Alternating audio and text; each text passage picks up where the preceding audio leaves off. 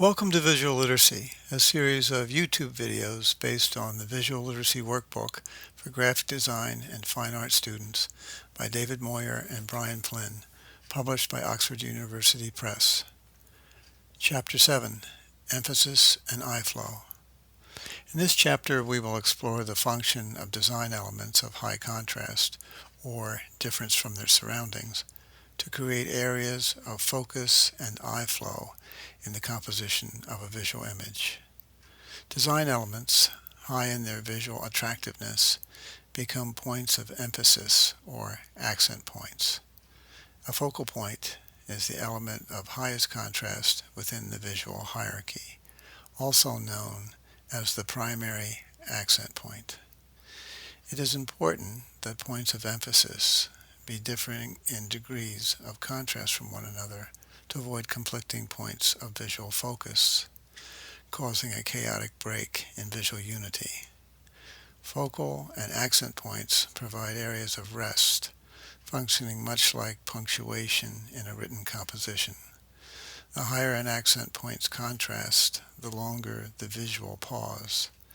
Care must be taken to integrate points of emphasis within the composition, as there is a danger of overemphasis by elements too high in contrast, overpowering the image, isolating themselves from the other elements in the composition.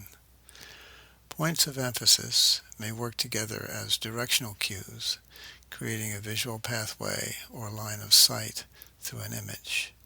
They may be aided and enhanced by our Gestalt's predilection for grouping similar elements and by real and suggested lines.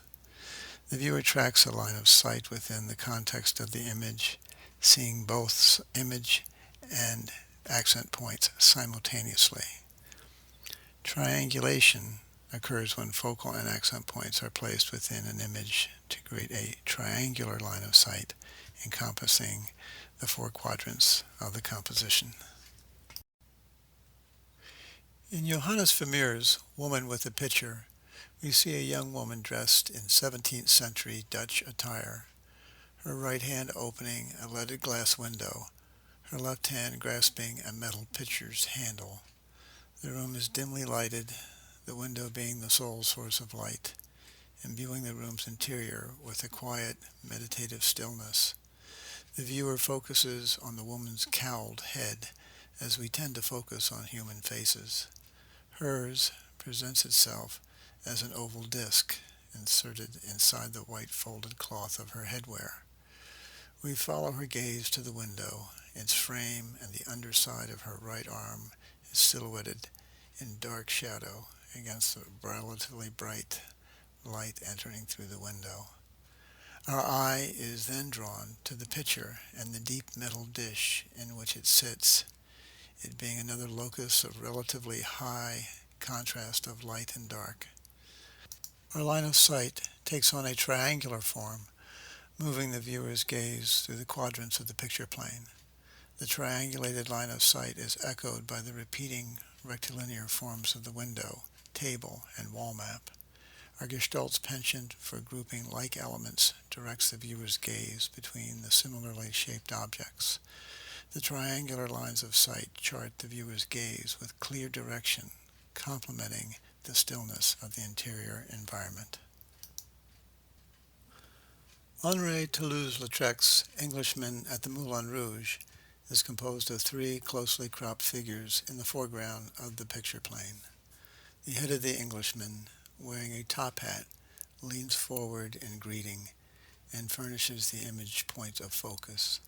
Due to its highly contrasting values of white, blue, red, ochre, green, and the yellow flesh tones in the Englishman's face.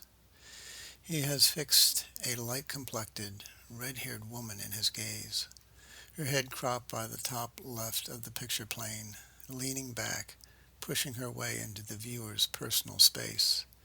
Her orangish red hair, reinforced through the suggested line created by the Englishman's gaze, makes her head the image's second accent point. The Englishman's ungloved left hand provides the composition with its third accent point. It is of lower value contrast than his head, but given its visual context, is much lighter than its immediate surroundings. The triangular line of sight proceeds from the Englishman's head to the head of the red-haired woman to the Englishman's left hand. The clearly demarcated line of sight anchors the viewer's gaze through the unsettled, closely cropped figures.